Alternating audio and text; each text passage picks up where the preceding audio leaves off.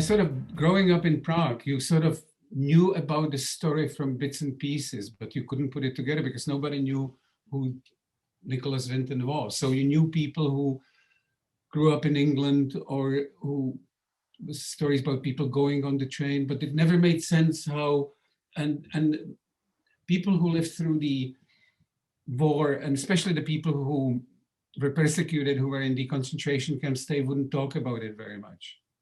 So it was amazing when it all came together in 1988 when they invited Winton to speak on television. And then I still I thought it's amazing. So he's the man who saved these kids, and I thought I would like to do something about it, but it was he was so good and so quiet about it. There was no way to, how would I do it? How would I say, this was this amazing young man? And then it somehow came together when my son, when he was growing up and he was like 15, and he would have sports heroes, and you have American heroes, and you have the heroes of Alamo and whatever. And then he said, like, who is like person? And then my daughter was always trying to help people who were like homeless people and stuff. And I said, don't. And then I said, like, no, this is about empathy. This is about people who can see things differently and who with one act of kindness can make a difference. You know, like I admire people who can write beautifully in English, but I can't do it. So for me, the way of expressing myself is always and the pictures. I don't want to be like the artist who tells like these are, so it's a combination, but I have to, the ideal thing is like very simple text, and then the pictures who can fill in the things I could write if I would know how to write, like in poetry or something. And so it's a combination, and also it's a combination of turning the pages, because I started really in animation. So for me, all the books, or the books I did with my full sort of commitment were like a film, like when you make cuts in the film and they say, now the tanks are coming, and then you go, we go back to Vera. Now, meantime, so it's for me like making little films. I feel now not guilty. I feel bad because I'm talking to these other people.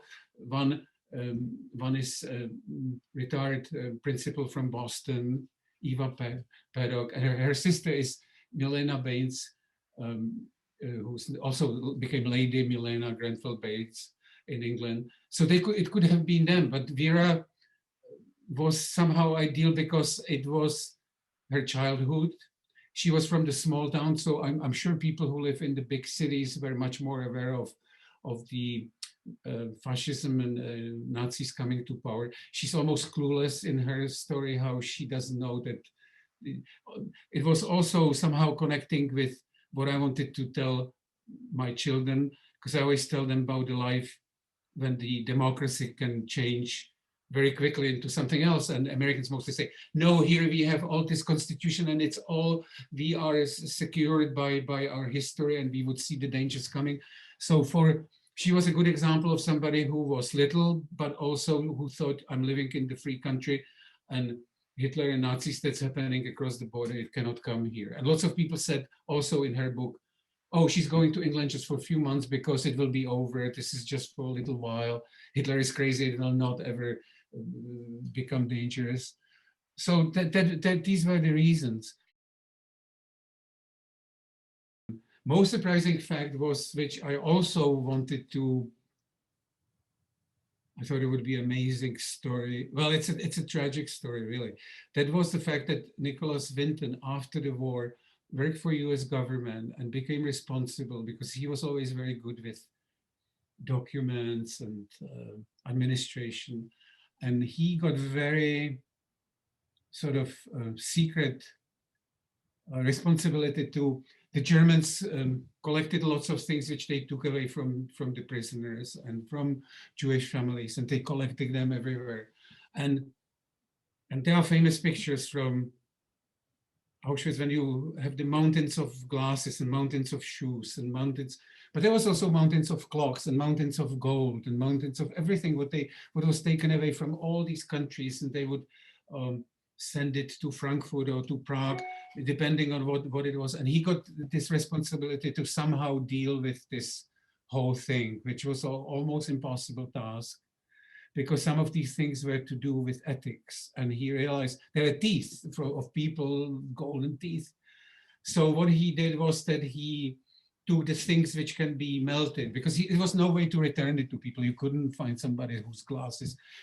So, and there were crates and crates of it. So he got all these crates, and he, the things which were golden could be melted. He got these things melted into bricks, golden bricks. And these were, I think, returned to, was it State of Israel already? I think it was just like the beginning of State of Israel. So State of Israel got the things which were like the value now was in golden bricks. And all the things which have ethical meaning to people, which would break your heart.